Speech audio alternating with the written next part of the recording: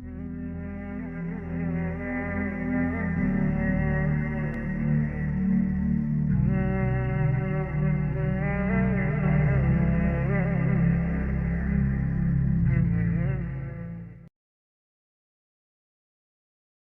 تو عربی نہیں جانتے، عربوں کو کیا ہوا ہے؟ کیا وہ اثر پذیر ہوتے ہیں قرآن سے؟ حالانکہ ان کی تو مادری زبان ہے۔ اگر وہ اثر پذیر ہوتے قرآن سے اور ان پر قرآن کی تاثیر کو رنگ دکھاتی تو آج یہ حال ہوتا، یہ بیڑا غرق ہو رہا ہوتا عالم عرب کا۔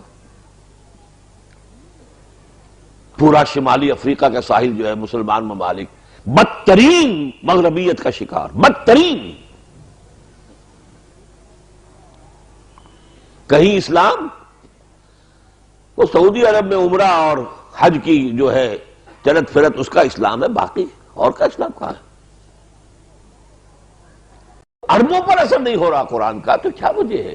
کیا واقعی وہ حجاب اللہ نے ہمارے اور قرآن کے مابین کھڑا کر دیا جس کا ان آیات میں ذکر ہے؟ جعلنا بینک وبین الذین لا یؤمنون بالآخرۃ حجابا مستورا۔ اور وہ جو کہتے تھے کہ وبیننا وبینک حجاب، یہ حجاب ہیں، ذرا گنیے وہ حجاب کون کون سے ہیں۔ میں نے غور کیا تو مجھے نظر آیا کہ سب سے بڑا حجاب جو ہے irrelevance کا ہے۔ ہم قرآن کو پڑھتے ہوئے یہ محسوس کرتے ہیں، برا نہ مانیے میں کچھ ننگی باتیں ننگے الفاظ میں کچھ کہوں گا، کہ ہم سے کیا تعلق اس کا؟ This Quran is not relevant to us۔ کیوں؟ مکی قرآن کا تجزیہ کیجئے، اس میں سب سے زیادہ مباحث ہیں ایمان کے۔ بھئی ہم تو مانتے ہیں پہلے اسے، تو ہم سے تو متعلق ہی نہیں یہ بحث۔ وہ تو ہم سن لیتے ہیں، ٹھیک ہے، ہم تو مانتے ہیں، اللہ کو مانتے ہیں، آخرت کو مانتے ہیں، رسالت کو مانتے ہیں، تو ہم سے تو ساری بحثیں جو ہیں irrelevant ہو گئی، لمبی سے لمبی بحثیں چلی جا رہی ہیں، بعث بعد الموت پر، اللہ کی توحید پر، شرک کی نفی پر، اللہ کی قدرت کے مظاہر۔ معلوم ہوا کہ ہمارے لیے ان کا کوئی ریلیونس نہیں۔ اور آگے چلیے شرک کی بات ہو رہی، ہم تو موحد ہیں، ہمارے تو کوئی بت نہیں، نہ لات نہ عزا نہ منات نہ کچھ بھی نہیں، ہم تو نہیں پوچھتے کسی کو۔ تو یہ ساری بحثیں ہم سے لا تعلق ہو گئی، یہ ساری رد و قضا، یہ بحث و تبحیث، یہ ساری گفت و شنید becomes irrelevant to us۔ پھر سب سے بڑا مضمون بار بار بار بار قصص النبیین، انباء الرسل، بھائی پچھلی اساطیر الاولین ہے، کہانیاں ہیں، اور کیا ہے؟ اب نہ کوئی نبی ہے نہ آئے گا، نہ کوئی رسول ہے نہ آئے گا۔ پریکٹیکل ریلیونس ختم ہو گیا کہ نہیں؟ یہ ہے میرا تجزیہ۔ اور اس حجاب کو دور کرنے کے لیے جس شعور کی ضرورت ہے وہ کیا ہے؟ پہلا شعور یہ کہ ہمارے پاس ایمان نہیں ہے، ایک عقیدہ ہے، ڈوگما ہے، ایک ریشیل کریڈ ہے، ایک متوارث عقیدہ ہے، ہمارے دلوں میں ایمان جاگوزی نہیں ہے۔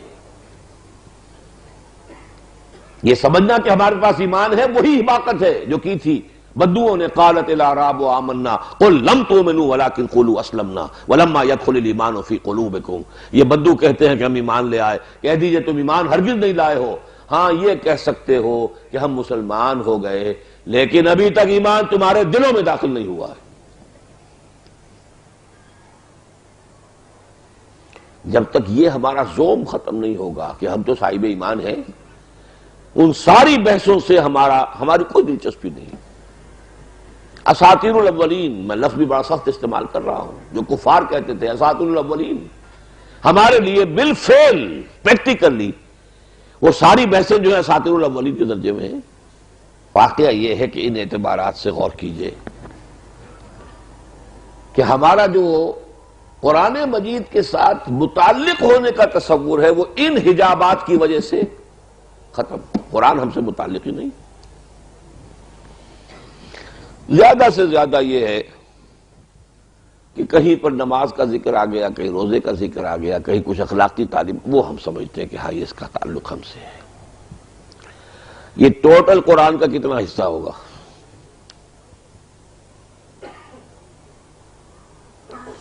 آگے چلیے، یہ تو میں نے مکی قرآن کا تجزیہ کیا، مدنی قرآن، مدنی جنت ہے، مدنی جنت میں آئیے، کتنی بڑی بحث ہے، کتنی بڑی بحث ہے، کتنی بڑی بحث ہے منافقین کے بارے میں۔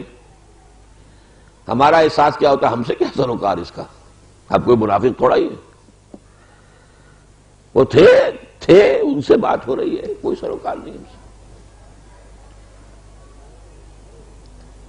ہمارا دل کبھی لرزتا نہیں ہے، ہمارے رونگٹے کبھی کھڑے نہیں ہوتے ہیں، کیسے ہو جائیں؟ جو وحید آ رہی وہ ان کے لیے ہے بابا، ہمارے لیے کہاں؟ ہم سے کیا تعلق، سروکار کیا ہمارا، ہم سے نفاق کا کیا تعلق؟ جبکہ حقیقت کیا ہے؟ محمد عربی صلی اللہ علیہ وسلم فرماتے ہیں یہ نفاق وہ شے ہے ما امنہ الا منافق وما خافہ الا مومن، اس کے بارے میں، اپنے بارے میں اندیشہ ہوتا ہے نفاق کا صرف مومن کو، اور اپنے آپ کو نفاق سے محفوظ سمجھتا ہے صرف منافق۔ اس بات کو بیان کرنے میں مجھے یاد آیا، میں وہ غالب کا شعر جو ہے بیان کیا کرتا ہوں کہ رہا کھٹکا نہ چوری کا دعا دیتا ہوں رازن کو، جس کے پاس ایمان کی پونجی ہے ہی نہیں اسے کاہے کا ڈر کہ کوئی ڈاکو آ کے ڈاکہ مارے گا، پونجی کوئی نہیں، پاؤں پھیلا کر سوئے گا۔ جس کے پاس کوئی تھوڑی بہت پونجی ہے اسے ڈر ہے ڈاکے کا، تو جو صاحب ایمان ہوگا اسے خوف ہوگا نفاق کا، اور جو منافق ہے اسے کیا خوف، پاؤں پھیلا کر سوئے وہ، اور ہم سوتے ہیں۔ سورہ نساء پڑھ جائیے پوری، سورہ توبہ پڑھ جائیے، کلائمیکس ہے جو نفاق کے موضوع پر، سورہ منافقون پڑھ جائیے، لیکن ہمیں کسی مرحلے پر یہ محسوس نہیں ہو سکتا کہ اس کا ہم سے کوئی تعلق ہے۔ حجاب طاری کر لیا ہے، ہم سے کیا سروکار اس کا؟ جبکہ کیفیت یہ ہے عمر فاروق کی رضی اللہ تعالی عنہ، جن کے بارے میں حضور نے فرمایا میرے بعد نبی ہوتا تو یہ عمر ہوتے۔ عمر جس راستے سے جاتا ہے شیطان اس سے قدمی کترا کر دوسرے راستے کو نکل جاتا ہے، اور ہر نبی کے امتیوں میں محدث ہوتے تھے جن سے اللہ بات کرتا تھا، میری امت کا محدث عمر ہے، اور وہ عمر یہ کہہ رہا ہے انشدو کا باللہ یا حذیفہ، اے حذیفہ میں تمہیں اللہ کی قسم دے کر پوچھتا ہوں، کہیں میرا نام تو ان منافقوں کی فہرست میں نہیں تھا جو حضور نے تمہیں بتائی تھی؟ یہ ہے وہ چیز، اگر اس سے اپنے آپ کو محفوظ اور معمون اور مسئول اور بالکل بری اور پاک اور عرفہ اور اعلیٰ اور منزہ نہ سمجھے تو پھر ہمیں ان آیتوں سے بھی کچھ ملے گا، کچھ فائدہ ہوگا، کچھ ہمارے جو ہے زنگ دھلیں گے، کچھ میل جو ہے وہ صاف ہوں گے، لیکن جب سروکاری نہیں، تعلق ہی نہیں۔ اب آئیے مدنی جنتوں کی کہ بہت بڑے بڑے میوے، جہاد فی سبیل اللہ، قتال فی سبیل اللہ، انفاق فی سبیل اللہ، اب یہ ساری چیزیں تو فرض کفایہ ہے، چھٹی کہاں تعلق رہے؟ فرض عین تو نماز ہے، وہ ہم پڑھتے ہیں، فرض عین روزہ ہے، ہم رکھے، ہم نے پورے رکھے، 29 رکھے۔ یہ چیزیں جو ہیں یہ تو خاص وقت کی تاریخ کہہ لیں، ان کو فرض کفایہ کہہ لیں، جہاد کو لازم تو نہیں، وہ حصہ بھی ہم سے منقطع ہے، کوئی تعلق ہی نہیں۔ پڑھ جائیں گے پوری سورہ سب پڑھ جائیں گے، لیکن مجال ہے کہ ذرا سا انٹروسپیکشن ہو، ذرا سا انسان اپنے اندر جو ہے درو بینی سے کام، لیکن میں کہاں کھڑا ہوں؟ غالباً شیخ سعدی کا شعر ہے یہ کہ جان جملہ علم ہا این است و این تاب دانی من کیم در یوم دین، کل علم کا خلاصہ لب لباب یہ ہے کہ تم یہ جان لو کہ قیامت کے دن تم کہاں کھڑے ہوگے، منافقوں کی فہرست میں ہوگے یا مومنوں کی فہرست میں ہوگے۔ تابدانی من کیم در یوم دین، سورہ صف پوری پڑھ گئے، کوئی ارتعاش تک نہیں ہے ہمارے اعصاب کے اوپر، کوئی فکر نہیں، کیا ہے یہ چیزیں ہیں، یہ فرض کفایہ ہے، اس کا کوئی تعلق ہر مسلمان کی زندگی سے نہیں ہے۔ مدنی قرآن میں اگر کوئی شے ذرا سی ہم سے متعلق نظر آتی ہے تو عبادات ہیں،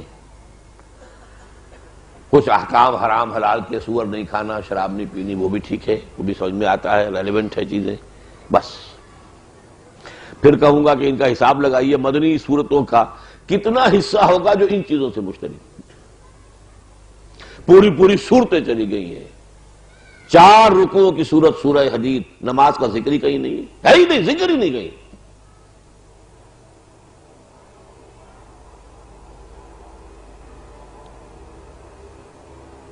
کس چیز کی اہمیت ہے، واٹ از واٹ،